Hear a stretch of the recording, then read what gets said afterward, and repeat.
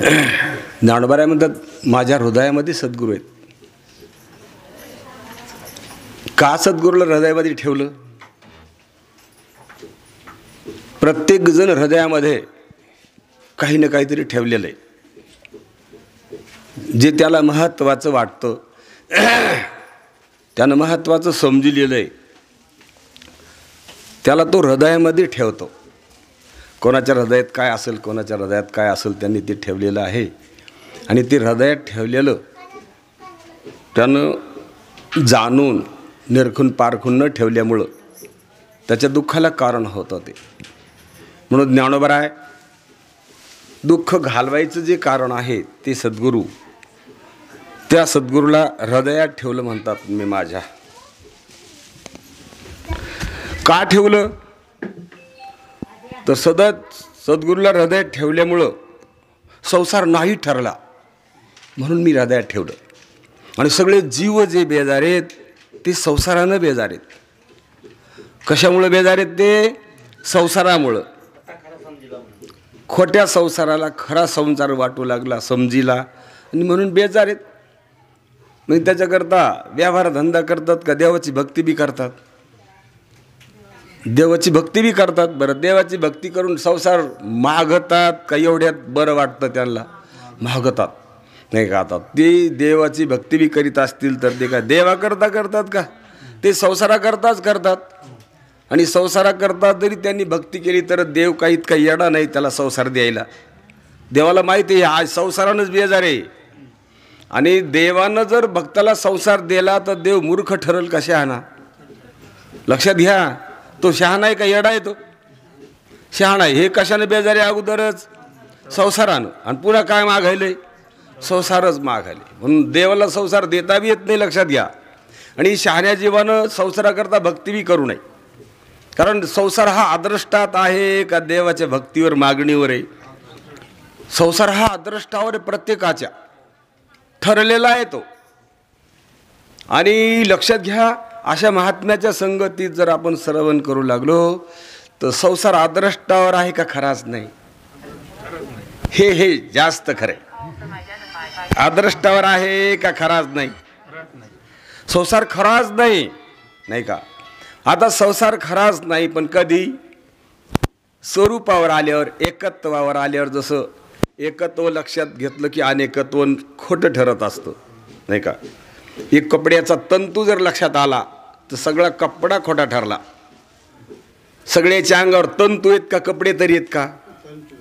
तंतू आहेत. मुक्ताबाई म्हणतात एकची तंतू नाना पटू, साड्या आणि लुगडे जगामध्ये ब्रह्म दिसे उघडे. कुंभाराच्या घरची एक माती लक्षात घेतली, सगळं आलं त्याच्यावर. गणपती आले, लक्ष्मी आल्या, बैल आले, पंते आल्या, सुगडे आले, लुगडे, सगळं आलं एक माती. एकची माती नाना भिंती, रांजण आणि सुगडे.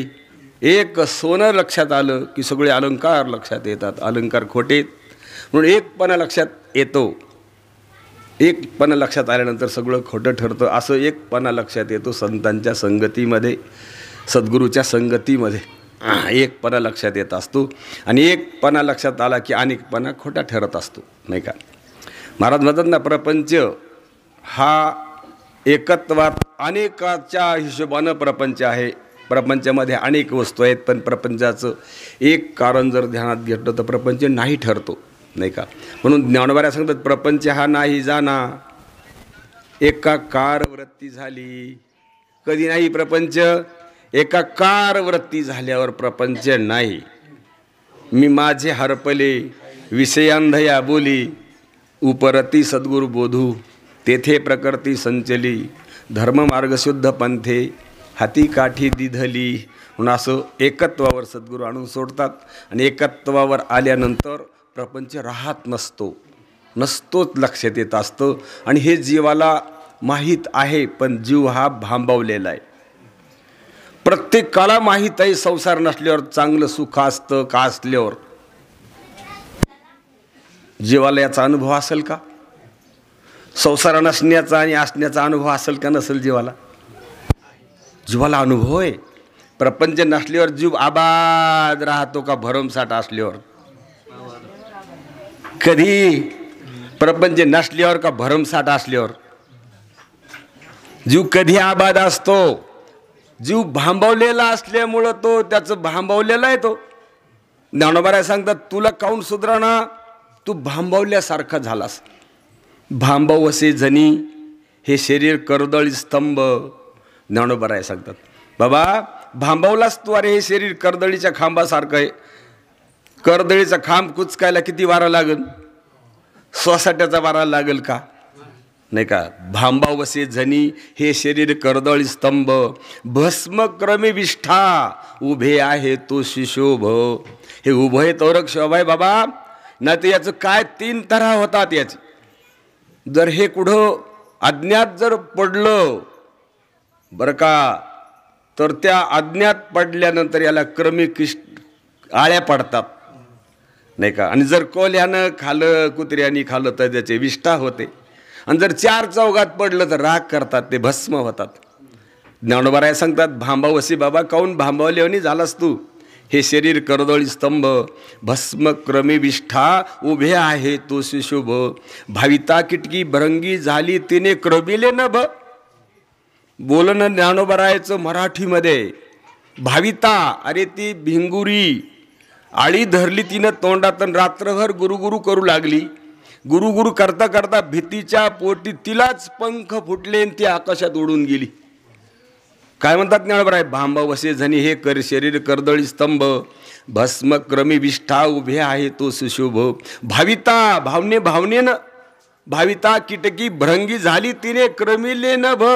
आणि तुला तर लय सोप यार. भावी भक्ती सुल्लभ वळगा वळगा पद्मनाभ. नाही का.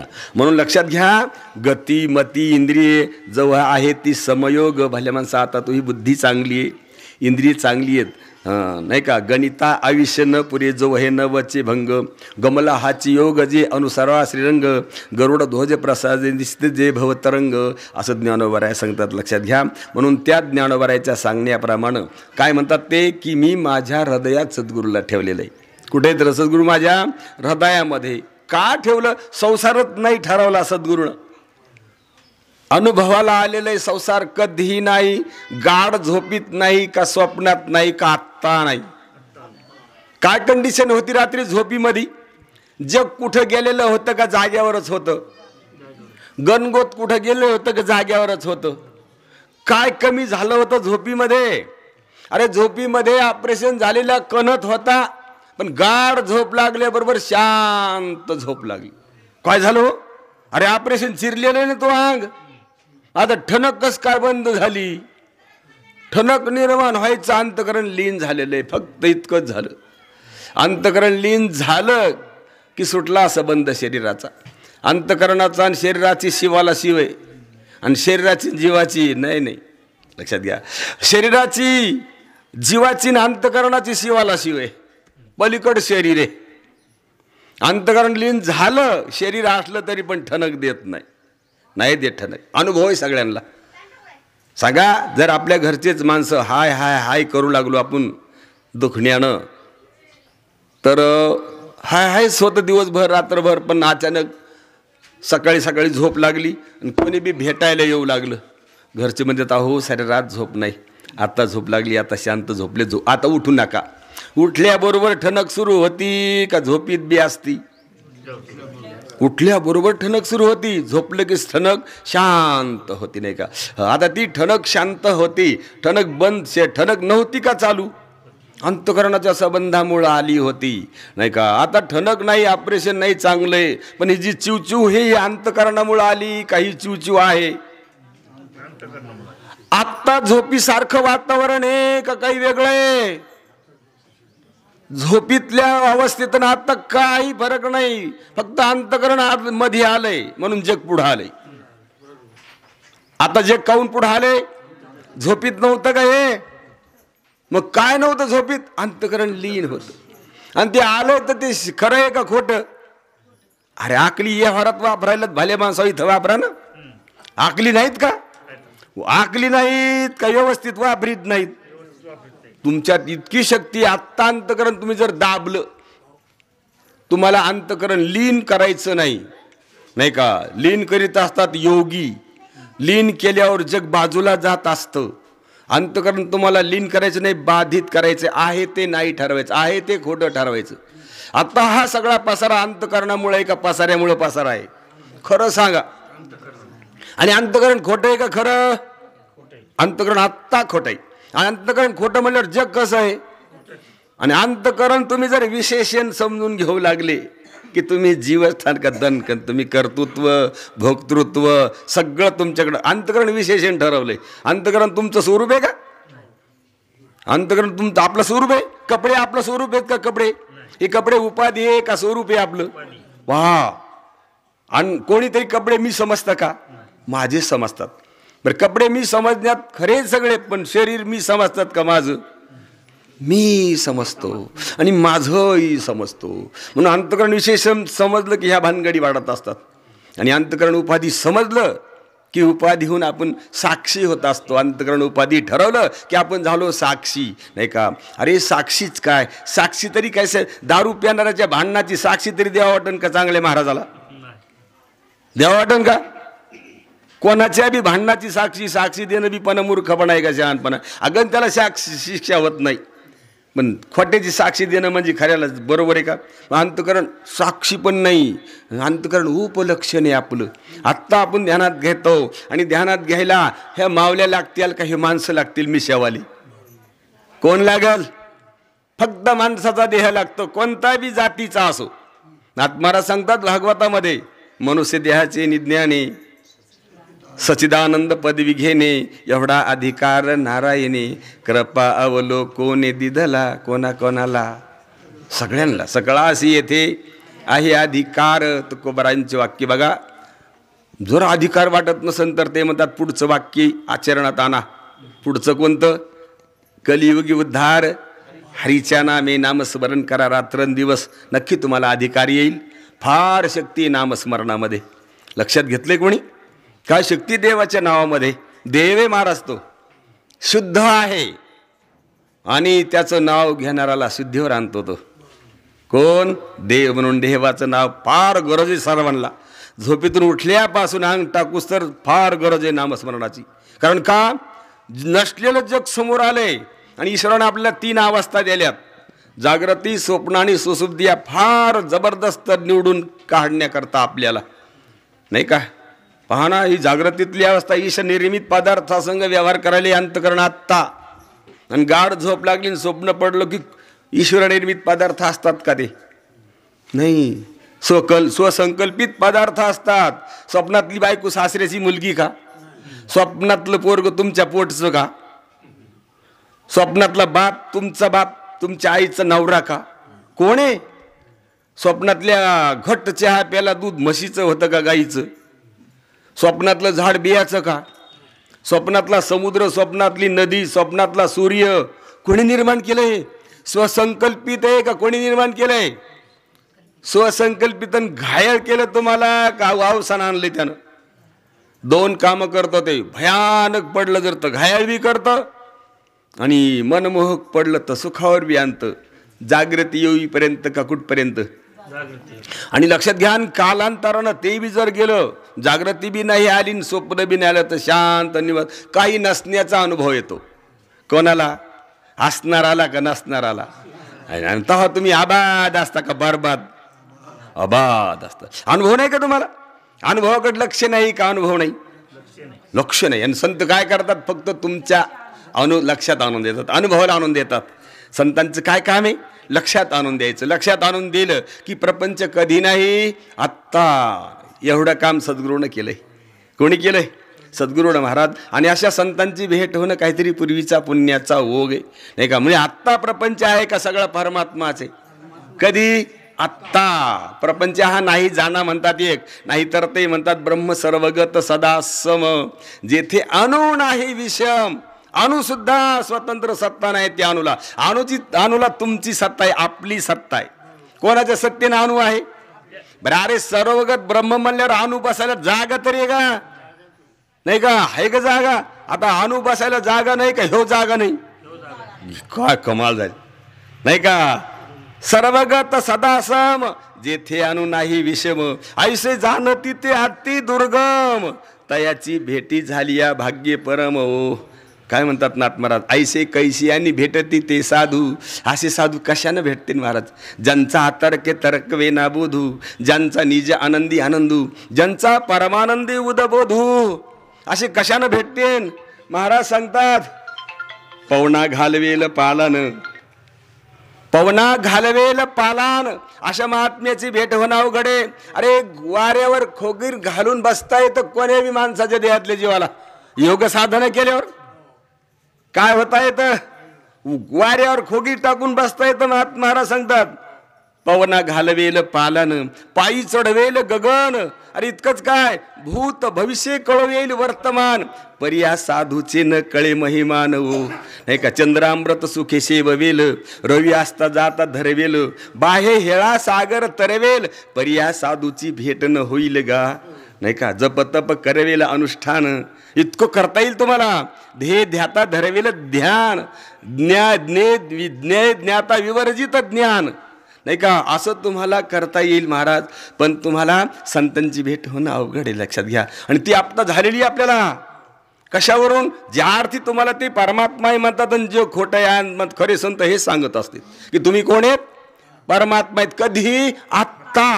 आणि जग आत्ता खरं नाही झालं. ही दोनच गोष्टीमुळं अवघड आहे आपल्याला मी कोण आहे हे कळलं नाही एक, आणि जग खरं वाटतं एक.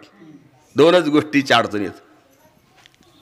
कोणत्या अडचणी? आत्ता जग खरं वाटतंय आणि आत्ता मी परमात्मा वाटते. आणि साधूची भेट झाली की दोन्ही बी कामं मिटून जातात. संत भेटती आजी मज, त्याने मी झालो चतुर्भुज.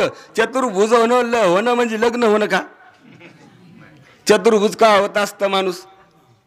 अक्षदा पाहिल्यावर म्हणा ना, नाही, संत भेटल्यावर चतुर्भुज होता येतं. संत भेटती आजी मज, त्याने मी झालो चतुर्भुज.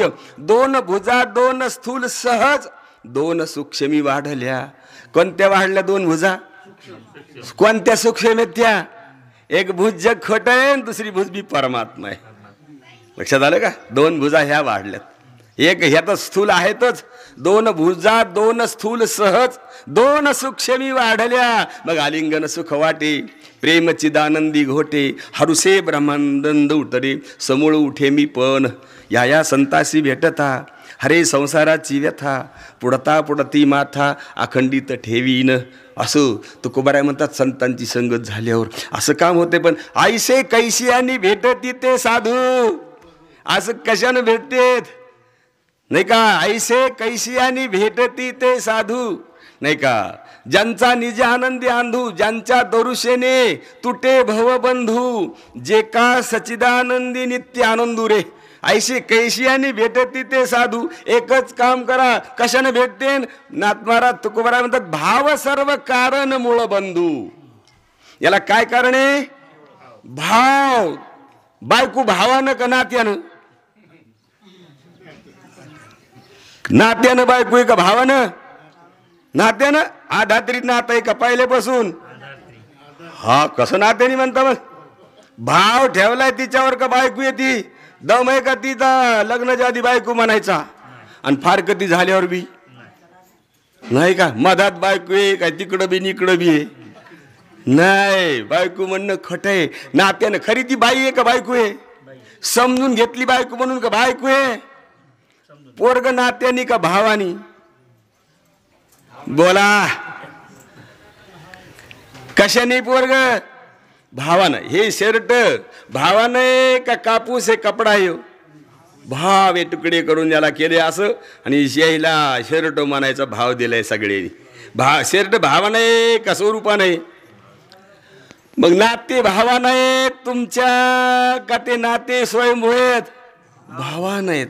मग आता तिकडं भाव कसा वत्ता आला? इथं का रोग आला का नाही वाटायला? तिकडं कसा वतलाच भाव? कंड काढला तिकडं. जिथं परेशान आहे तिथं जोर काढी तू. इथं वतन भाव. भाव सर्व कारण मूळ बंधू. सदा समबुद्धी नास्तिके भेदू. भूत कृपा मोडी देश कंदुरे. ऐसे ऐशियानी भेटती ते साधू.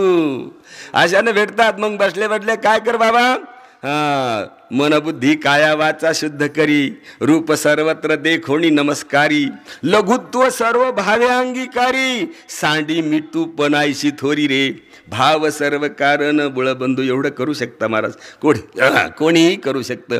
मनुष्यातल्या आलेला जीव कोणीही करू शकतो. करीत नाहीत का करता येत नाही? बरं, हे करीत नाहीत का काहीच करीत नाहीत? हेच करीत नाहीत, काहीही करायची तयारी. आणि हे जर केलं तर आपला पांग फिटल्याशिवाय राहत नाही. मग संतांच्या संगतीमध्ये या, निवाडा करून घ्या आपला. कोण आहेत आपण आत्ता? कोण आहेत? माणसं आहेत का आपण आत्ता? आता हे चिंतन चाललेलं आहे, माणसं ऐकायलेत का? कोण ऐकायले? मग हे ऐकायले, माणसं ऐकायलीत का नाहीये? कोण ऐकायले? माणसातले ऐकायलेत का माणसं? माणसातले माणसं आहेत का तुम्ही? माणसातले माणसं आहेत का? नाही. माणुसकीला जाणणारे आहेत का माणसं आहेत? जाणणारे आहेत. आणि माणूस जाणण्यात येणार आहे का जाणणारा? माणूस जाणण्यात येणार आहे का जाणणारा? आणि माणसातला जाणणार आहे का जाणणारा? जाणण्यात येणारा. जाणण्यात येणार. जाणल्याशिवाय, सोनं सुद्धा जाणल्याशिवाय खरं नाही हो, नाही का महाराज? तुम्ही म्हशीच्या खाली जर गाठलं टाकलं, त्याच्यावर हागन का त्याच्याकडे बघन? तुझ्या दृष्टीनं सोनं नाही ते. किंमत देते का म्हैस सोन्याला? द्यायली. बरं, ती खरंच हागन का त्याच्याकडे बघन? हागन. आणि हिच्या गळ्यातलं तुटलं, ही घडी घडी इथं तिथं बघन, नाही का? कोणी दिलाय भाव सोन्याला? अरे तू सोन्याचा सोनं आहेस भल्या माणसा. सोन्यानं सोनं सोनं आहे का? हिऱ्यानं सोनं सोनं आहे का? लोखंडानं धातूनं सोनं सोनं आहे का? तू ह्यामुळं सोनं का? तू सोन्याचं सोनं, सोन्याचं सोनं आहेस तू. तो अंगावर घालून मीड का मूर्खपणा अंगावर घ्या. म्हणून महाराज सांगतात, तू सोन्याचं सोनं म्हणल्यावर तुला काय अंगावर घाला वाटन रे? तुला दोरात काही दोरी काही बांधते अंगावरून शोभाय करता. अरे गाढ हो, तू सोनं सुद्धा घालू नाही तो अंगावर का? मूर्खपणा ठरवतो सोनं अंगावर घातल्यावर. का शहाणपणा? काय समजील?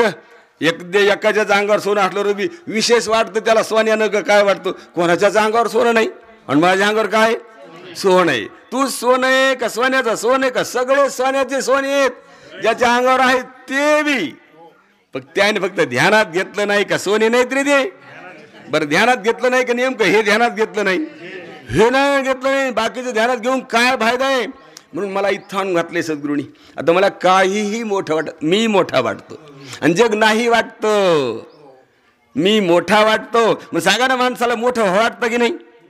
आता याला मोठं व्हायचं का? हे मोठं याला व्हायचं का? ह्यो किती मोठा आहे यानं ध्यानातच नाही घेतलं. कशानं मोठा होईन ह्यो? कशानं मोठं होईन? यासारखं कोण मोठं आहे? इतका मोठा आहे, पण याला मोठं व्हायची काही नाही गरज नाही. शांत निवांत राहता येतं.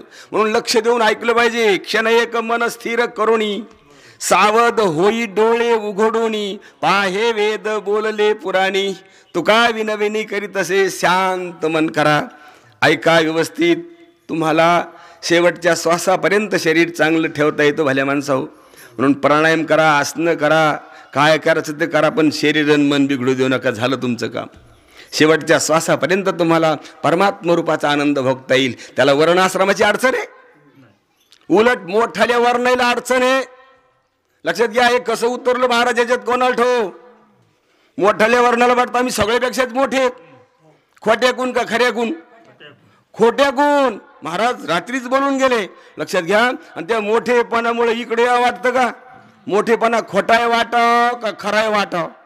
आणि काय वाटायले नाही का? आत्ता महाराजांना दृष्टांत घेतलंय आळीचा. काय वाटायले मोठ्या आळीला? काय वाटायले लहानी आळीला? बरं, लहानी खिजून कोपऱ्यात बसायली घेणं देणं, लहान असताना का असताना. आणि ही मोठी आहे का? मोठी नाही. खोटी आहे का मोठी? मोठेपणा खोटा आहे, लहानपणा आणि असलेलापणा खरा आहे. लक्षात घ्या. आता सद्गुरूनं खऱ्यावर आणून घातले, म्हणून त्यांना हृदयात ठेवलं. नाद महाराज म्हणतात नाही का ठेवलं त्यांना हृदयामध्ये? त्यांनी कुठं आणून घातलं? कुठं? स्वरूपावर आणून घेतले. बरं, स्वरूप पाहून गेलो होतो बाजूला आपण का समजुतीनं वाहवलो होतो? स्वरूपावरच होतो आपण. अरे आपण नाही बी समजिलं परमात्मा तरी परमात्मा आहेत आपण. दिले गे का? काहीही केल्या, काही करणं तू वेगळा नव्हे गे माये. लक्षात घ्या, तुम्ही स्वरूपानं माणसं समजा का कोणी समजा, पण परमात्माच आहेत. आणि तुम्ही परमात्मा नाही समजिलं तरी परमात्मा आहेत, आणि समजिलं तरी परमात्मा. आणि तुम्ही कोणी बी समजू लागले तरी नाहीत कोणीच. तुम्ही लहान समजू लागले तरी लहान नाही, मोठे समजू लागले तरी मोठे नाही, कोणीच नाही. तर परमात्मा मात्र निश्चित, तुम्ही निश्चित परमात्मा आहात. असं निश्चित परमात्मा स्थितीवर संत आणून घालतात. कोण आणून घालणारे? साधू संत आणून घालतात. मात्र आता जीवानं एकाग्र चित्तानं ऐकावं, लक्षात घ्यावं, आणि त्याच स्थितीमध्ये राहावं. हे त्याचं वैभव आहे. म्हणून त्यानं संसारात डोकं लावू नये, कारण संसारात त्याला अधिकार नाही. इतर देहातल्या जीवाला संसारात अधिकार आहे का माणसाच्या देहातल्या? तो आमदार, खासदार, मंत्री, पंतप्रधान जरी आला असला तरी संसारात त्याला अधिकार मुळीच नाही. कारण का? संसारामध्ये तो रडतो, रडवीत जातो सगळ्यांना. अधिकार आहे का? नाही. खरं म्हणजे पाश्चिवादिकाला अधिकार आहे संसारामध्ये. पाश्चिवादिकाला काही संसारात लग्न लावायचे का, सैनिक जमायचे, काही आना आहे का? फ्रेश जीवन जगतंय तर कोणाला जगतात पशु, निश्चिंत पशु येतात. आता का माणसं दिवस निघल्या की बावचाळणी करतात माणसं, आणि पशु वपत का त्याला पशु म्हणायला लाज वाटायला पाहिजे नाही का? मी परभणीला गेलो, पुढं एक लिमगाव आहे परभणीचे. मी कीर्तनाला चाललो, मला अनुभव आहे. परभणीच्या बाजूला चांड आहे, नाला आहे मोठा, लोट बेंदाड आहे भलं मोठं. आणि तिथं एक ताजी जनलेली डुकरीन खुशाल लोळायली, 10-12 पिली, काय प्यार खुल्लाय तिचा, सगळं छाताळ भरलं, पिली प्याली तिला चट चट, आणि गेंदाच्या फुलासारखीच पिल्ले तिचे. महाराज त्याला पाणी जारचं आहे का घरचं? महाराज काय पसरलेली ती बिचारी, आणि पिल्ले असे उचलून घ्यायचे लायक हो नाही का? आता 12 पिल्ले, तिचं शिजर झालंय का बाळात पिन झालंय का, तिला बाज आहे का बाळात आहे का, तिला जेवायला ताट धुवायचंय का खरकटा कुठून काढून टाकायचंय, गरम गरम सकाळी का कसं हो नाही का? स्वयंपाक केला का तिच्या कोणी घरच्याही नाही. तिला काही बाळात काढा आहे का, काही तिला काही खायला आहे घरी खायला काही आहे का, स्वयंपाक स्नान करायचंय का, काही आणायचंय का, टेमाची टेमाला खाणं आहे का, कोण ह्या टेमाला खाणं आहे, टेमाची टेमाला खाणं आहे. बरं शरीर कसं पास पुन्हा नाही का? शरीर बिघडलेलं आहे का? नाही नाही. आपण चांगलं खाऊन सुद्धा सांगा ना, संसारात अधिकार पाश्चिवादिकाला चांगलं जीवन जगतात का माणसाच्या देहातल्या जीवन जगाव? अरे माणसाच्या देहातल्या जीवात एवढं सामर्थ्य, दुःखात सुख भोगू शकतो तो. सुखात का दुःखात? दुःखात सुद्धा सुख भोगू शकतो. ही ताकद माणसाच्या देहातल्या मनगटामध्ये आहे. आणि तो त्याचा हात नेहमी भिकाऱ्यासारखा असा पुढे नाही का? किती अवघडे महाराज. म्हणून त्यांनी मनुष्यात देहातल्या जीवन कसं दर्जेदार जीवन जगाव. कशाच्या जोरावर? स्वतःच्या जीवावर नाही का? काय लागेल त्याला नाही का? गुळाला गोड व्हायला कोण लागेल? महाराज आत्ता दृष्टांत घेतला, पाण्याला थंड होण्याकरता काय लागेल? प्रकाशाला अंधारात ठेस लागेल? त्याच्या उरावर प्रकाश अंधार जाईल का? त्याच्या दृष्टीनं अंधारच नाही. असं वैभव आहे कोणाचं? मनुष्य देहातल्या जीवाचं. महाराज तुम्ही सांगा, अरे ह्या घाण देहाच्या शक्तीच्या सामर्थ्यामुळं त्या दिव्य देहवान इंद्राला ध्यान झालं ह्या माणसाच्या देहातलं. सांगा ना, एखाद्या श्रीमंत घरच्या माणसाला एखाद्या पालातल्या माणसाच्या घरी जन्मावं असं वाटन का? खूप वैभवान माणूस आहे श्रीमंतीतला, आणि त्याला वाटन का मी भिकारीच्या घरी जन्माला यावं? आणि ते इंद्राला वाटायले त्याला गर्भातून जन्म नाही, त्याला असं खाणं पिणं संडास बाथरूम आहे का त्याच्या गावात? त्याचा देह प्रेत पडत का? मृत्यू आल्यावर नाही पडत. आणि ह्या मृत्यू लोकातला गर्भातून जन्म आहे, मरणातून प्रेत पडत आहे. आणि उभ्या जिंदगीमध्ये सगळे दुःखच दुःखानं भरलेले नाही का? काय दुःख भोगतोय जीव.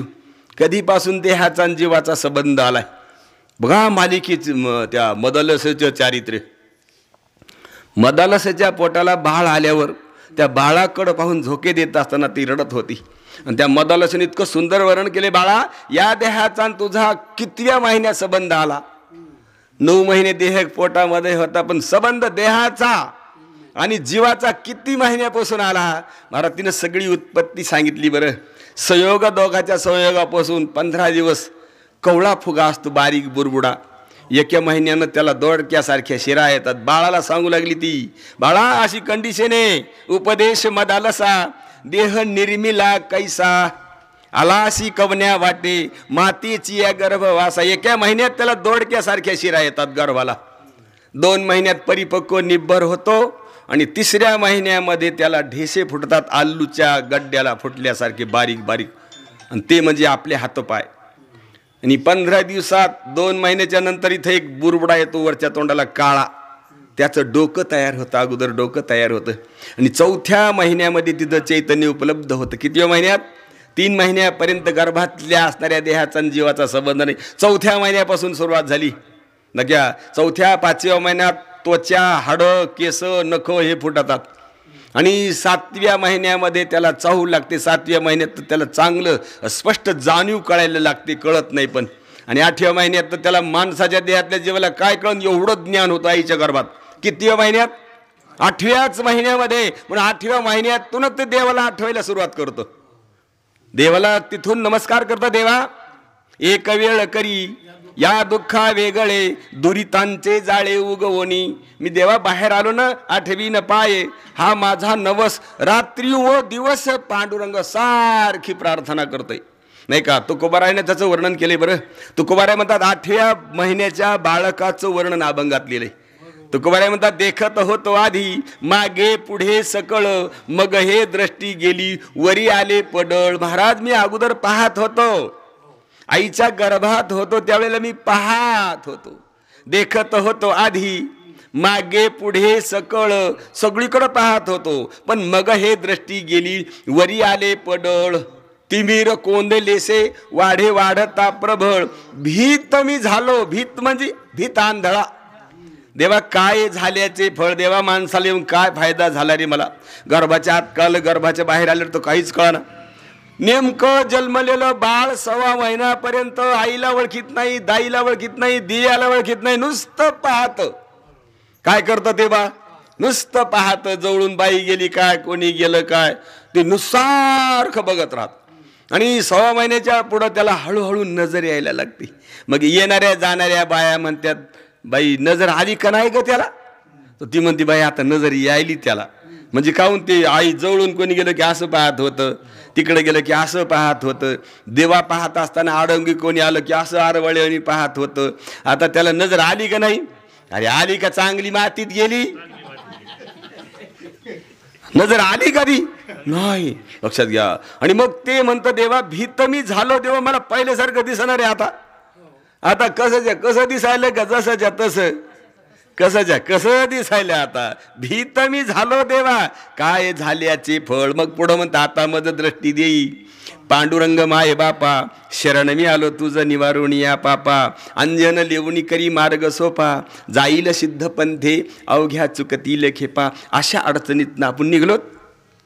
योगायोग चांगला, मनुष्य देह भेटला आपल्याला, गर्भात मरण नाही आलं, आत्तापर्यंत नाही आलं, इंद्रिय चांगली आहेत, श्वास चांगला आहे, संत उपलब्ध आहेत. आणि संतापुढं येऊन सुद्धा बसलोत.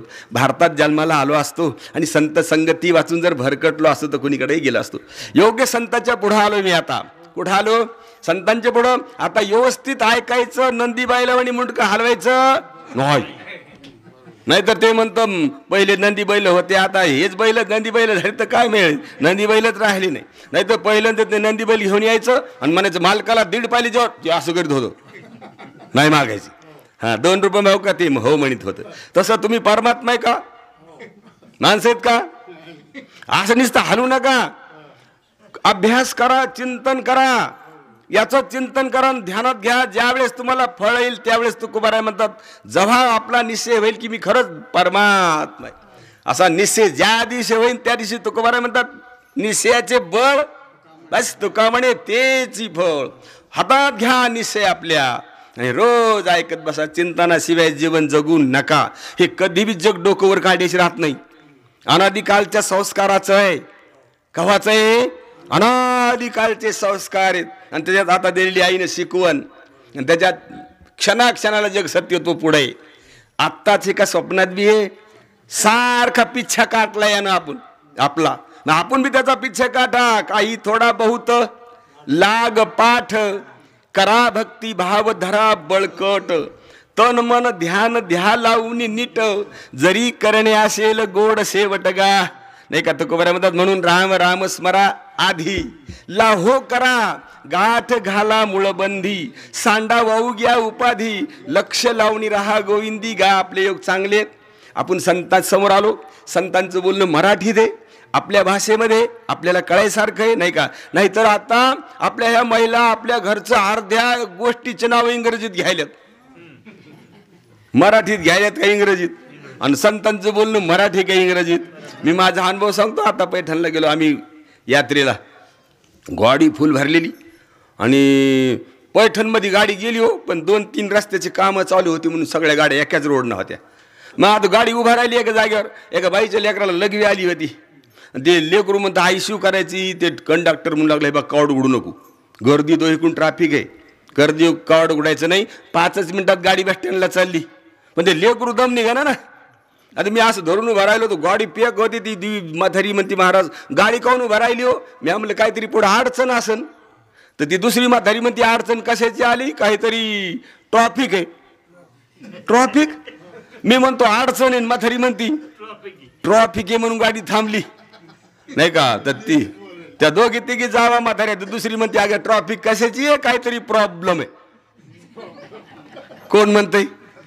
म्हातारी. द्रष्टांत अनुभव, मी निस्ता हसू लागलो, नाही का. ती म्हणती, एक म्हणती काय म्हणती, एक ट्रॉफिक आहे, आणि दुसरी काय म्हणती काहीतरी प्रॉब्लेम आहे. आता तिसऱ्या म्हातारीने गप्प बसव ना, तिने डोकून पाहिलं काचातून, म्हणती कशाची ट्रॉफिक ग आणि कशाचा प्रॉब्लेम, ऍडजस्ट केली तर जाऊ शकते. घ्या. आता हे संतांचं बोलणं मराठीत आहे का इंग्रजीत, आणि मराठीतलं कळा ना, कमाल झाली म्हणल्यावर आता कोणतं कळून. मग कोणता, माझा मराठाची बोलू कौतुके, परी अमृता देही पैजा जिंके, असं ज्ञानोबराय सोप्या भाषेत सांगतात. पण रसिके मेळवीन म्हणून संतांच्या संगतीमध्ये, आणि पटकन लक्षात घ्यायचं करा, गोंधळात राहू नका, गोंधळ मिटवा. गोंधळ तर नाही म्हणजे आम्हाला गोंधळ आहे आज आमच्या घरी. आता पहिल्याच गोंधळ तू आज बेजार आहेस, आणि पुन्हा आता दुसरा गोंधळ. गोंधळ मिटली तू का गोंधळ घाली तू, नाही म्हणजे आमची पहिलीच परंपरा आहे, आमच्या वाडवडिलापासून आलेली. काय करायची, गोंधळ घालायची. आता गोंधळ मिटवायला आला येऊ का घालायला. आता ही परंपरा कधी नष्ट होईल. आणि संतांच्या संगतीमध्ये या, म्हणून ज्ञानोबा म्हणतात माझा गोंधळ मिटलेला आहे. कधी, गोंधळात गोंधळ नाही का गोंधळात गोंधळ घालायचा. आत्ता गोंधळ, गोंधळ असताना. अरे इतकी शक्ती आपल्यामध्ये, साधूला अंतकरण लीन करावं लागतं, आपल्याला लीन पण करायची गरज नाही. बाधित जर अंतकरण केलं ना, समाधी काय विक्षेप काय सम करता येते. आत्ता इतकी समाधी आहे का, तितकाच विक्षेप सुद्धा समाधी आहे. काय वैभव आहे, कोणाला प्राप्त होत आहे, संतांच्या संगतीतल्या जीवाला होते, आणि तो जीव राहत नाही, मग तो परमात्मा होतो. म्हणून परमात्मा वैभव भोगायचं असेल तर संत संगतीमध्ये या, आणि परिपक्व निश्चय करा, झालं आपलं काम. मग पुढचा योग कसा येईल काही सांगता येत, कसं पुढचा अदृष्ट आहे काय सांगता येतं नाही का. काय पुढचा अदृष्टाचा झोक आहे, कसा पुढे येईन पहा. एका गावाला मी कीर्तनाला गेलो, आणि कीर्तनाला गेल्यावर, कीर्तन दिवाळी झाल्यावरची गोष्ट आहे आत्ता, आणि ते ऐकणारे रोज चिंतनातले माणसं ते थोडे आल्यावर मी म्हणलं कसं काय उशीर केला चिंतनाला यायला. ते म्हणले महाराज दवाखान्यातून आलो. कशाला गेले ते दवाखान्यात, ते म्हणले दवाखान्यात गेलतो की आमची सुनबाई काय झालं, दिवाळीच्या दिवशी सगळ्याचे जेवण झाले आणि खरकट पाणी टाकायला बाहेर घेऊन येऊ लागली. मग आता गल्लीतले 10-12 पोरं दारी खेळू लागले, ते फाटके उडू लागली. एका पोरानं ते कसं बॉम्ब लावलं, जे उडालं महाराज, त्या बाईच्या इथं लागलं, 3 दात पडले आणि होट तुटला. त्या सुनबाईचा किती दात पडले, 3 दात पडले, होट तुटला. बाई मागं पडली पाणी घेऊन. कलमा झाल्यावर लेकरं गेले पळून. आता कोणाच्या लेकरांना वाजिलं, कोणाचं नाव घेता, सगळ्याचेच लेकरं होते. ते लेकरं पळून गेले. ती बाई बेशुद्ध पडली. उचलीन दवाखान्यात नेली. म्हणले महाराज ते टाके द्यायला जड गेलं, दात जवळजवळ 30-40 हजार रुपये खर्च आला. आणि आज सुट्टी झाली, ती कीर्तनाला आलो मी. म्हणजे आता सांगा ना, आता हे ठरलेलं होतं का काय, अदृष्टात होतं का काय, इच्छे पुढे येईन सांगता येतो का. आणि आपल्या जवळचा शरीरात विक्षेपात शरीर आहे आत्ता, ह्या शरीराचा शेवट कसा होईल सांगता येत नाही. महाराज बी असला, जीवनमुक्त बी असला तर काय दशा येईल काय सांगता येते का? अरे काही सांगता येत नसली तरी तुला खोटं आहे तरी सांगता येतं ना चांडाळा. तुला कशी आहे त्याची सांग, नसली तर कशी आहे ती प्रतिकूल खरी आहे का ही अनुकूल खरी आहे? दोन्ही खऱ्या नाहीत. आणि दोन्हीला खरे मानणारा तू किती खरा आहेस? फक्त खऱ्यावर नाही का खरा नाही? फक्त खऱ्यावर नाही. मग खऱ्यावर या. नुसतं म्हणतो आपल्याला खोटं जमत नाही. आता हे खोटं सोडित नाही का? खोटं जमत नाही याला सोडतो का नाही का? अरे खोटं समजल्यावर तर तू परमात्माच झालाच नाही. परमात्माच काय, परमात्म्याच्या पलीकडे जाता येतं आपल्याला. परमात्मा मोठा असन का जीव? महाराज लक्षात ठेवा, परमात्म्याच्या शिवाच्या पलीकडे जाता येतं आपल्याला. ज्ञानोबराय सांगतात 65 मध्ये, सद्गुरूच्या सानिध्यात गेलेला जीव परमात्म स्वरूपाच्या पलीकडे ब्रह्मस्वरूपावर जाता येतं त्याला संसार सोडून. ईश्वराला संसार व्यवहार सोडता येत नाही. ईश्वराला एक दिवस तरी गैरहजर राहता येईल का? ब्रह्मदेवाला कधी खुद्याला सुट्टी असते का? आयतवारी दिवाळीला वा तिन्ही रूपाचा अंशाचा जो ईश्वर आहे त्याला टिकून राहावं लागतं का कसं? आणि तुम्हाला आत्ता संसार नाही ठरवता येतं का? संसार सोडता येत नाही आत्ता. म्हणून ज्ञानोबराय म्हणतात पण सद्गुरूच्या सपाट्यात गेले पाहिजे. काय म्हणतात ज्ञानोबराय? ते म्हणतात जयांची कृपा सलिले, ज्या सद्गुरूची कृपा झाली ना, जयांची कृपे सलिले, जीव हा ठाववरी पाखळे, जे शिवपणही ओवळे अंगी न लावी. शिवपणा सुद्धा ओवळा ठरतो, इतकी ताकद आहे तुमच्यात नाही का? इतकी असताना ताकद यानं संसार घेतलाय अंगावरून चाललाय वाकत वाकत. आता काय करा त्याला नाही का? म्हणून असा असणारा हा वैभव आत्ता तुमचं उपलब्ध हे प्रगट सुद्धा करायचं नाही. लक्षात घ्यायचं नुसतं. तुम्हाला काही मिळवायचं का? काही मिळवायचं काम नाही. काही मिळवायचंही काम नाही. कळून घ्यायचं काम आहे फक्त. कळलं की राहतच नाही म्हणून तुम्ही कर्तव्य अभाव आत्ता जीवन जगू शकता. पण सद्गुरूच्या सानिध्यात गेल्यानंतर म्हणून तुकोबाराय म्हणतात, ज्ञानोबाराय म्हणतात, मी काय केलेले माझ्या सद्गुरूला हृदयात ठेवलेले. मज हृदयी सद्गुरु का जेने तारलो हा संसार पुरू. आत्ता संसार नाही का झोपी गेल्यावर नाही? आत्ता नाही. खरं हे वैभव आहे. कधी वैभव आहे? आत्ता. आणि आला असन समोर तर अंतकरणामुळे. अरे अंतकरण पाय तू कसं येतं? अंतकरण ध्यानात घेतलं ना? हा सगळा पसारा पंचभूताचा परिणाम आहे तो ह्या का अज्ञानाचा परिणाम आहे? अज्ञानाचा पंचभूताचा पण नाही जग, अज्ञानाचा परिणाम आहे नाही का? स्वप्नातले पदार्थ पंचभूताचे आहेत का? नाही. कशाचे आहेत महाराज? कशाचे झाले? काही कल्पने समोर आले ना आणि खऱ्यालाच बेजार करून गेले. मग खऱ्यावर नसल्यामुळे बेजार झालं ते का? बेजार व्हायसारखी कंडिशन आहे त्याची आत्ता. कोणाची कंडिशन खरं आहे बरं? कोणाची चांगली कंडिशन खरी आहे का गलतान कंडिशन खरी आहे? कोणतीच खरी नाही. आणि त्या कंडिशन ज्याच्या भोवती आल्या तो किती खरा आहे. फक्त खऱ्यावर नाही, फक्त खऱ्यावर या. म्हणून ते म्हणतात मला खऱ्यावर आणलंय सद्गुरूनं. मी खऱ्याहून समजुतीनं खाली गेलो होतो का स्वरूपानं? समजुतीनं गेलो होतो पण मला समजुतीनं जाग्यावर आणले. स्वरूप जाग्यावरच आहे.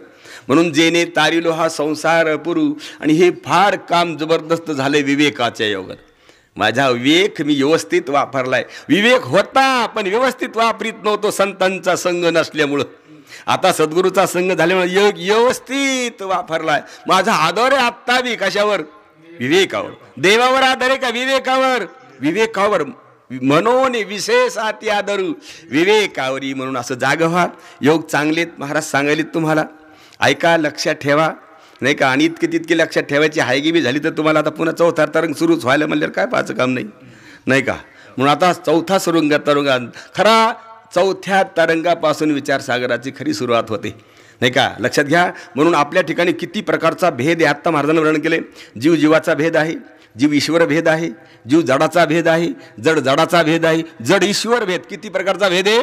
5. तुम्हाला ह्या 5 प्रकारचा भेद मिटवायला संतांचं सहकार्य घेतल्याशिवाय सद्गुरूचं मिटवणं शक्य नाही. 5ही प्रकारचा भेद खरा नाही. किती भेद आहेत आणि किती खरे आहेत? कोणता भेद खरा आहे? कोणताच भेद खरा नाही, लक्षात घ्या.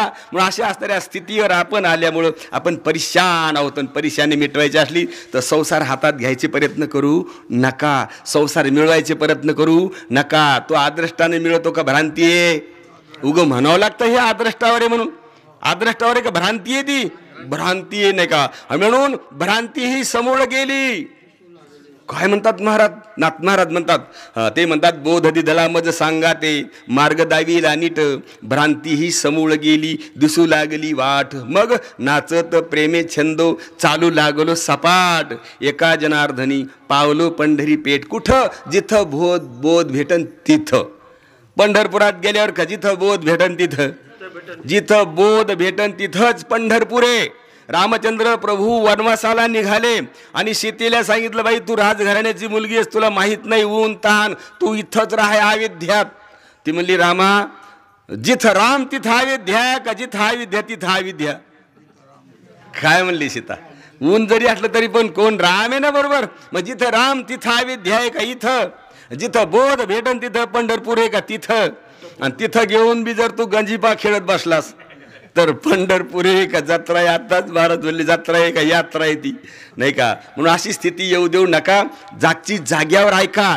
भाग्यवान आहेत आपण संतांच्या समोर गेलो, झालो सन्मुख होतो कैसा, संत चरणी पावलो आज भेटले माझी कोडे, बहुता जन्माचे साकडे कोंदाटले पुढे, परब्रह्म सावळे आत्ता हा योग आहे. आणि हा योग आलाय संतांच्या सद्गुरूच्या संगतीमध्ये. म्हणून ज्ञानोबा म्हणतात, मज हृदयी सद्गुरू जेने तारिलो हा संसार पुरू, म्हणून विशेष आत्या दरू, विवेकावरी पुंडलिक वरदा हरी विठ्ठल, श्री ज्ञानदेव तुकार ठाला विठाला विठाला विठाला ठाला विठाला विठाला विठाला विठाला विठाला विठाला विठाला विठाला विठाला विठाला विठाला विठाला विठ्ठल पुंडलिक वरदा हरी विठ्ठल, श्री ज्ञानदेव तुका माऊली ज्ञानेश्वर महाराज, जगद्गुरु तुकाराम महाराज की जय.